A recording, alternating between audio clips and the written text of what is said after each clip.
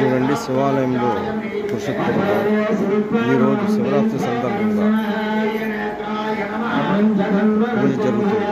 ఎంట్రన్స్లో ఉన్న గజస్తంభం చూడండి.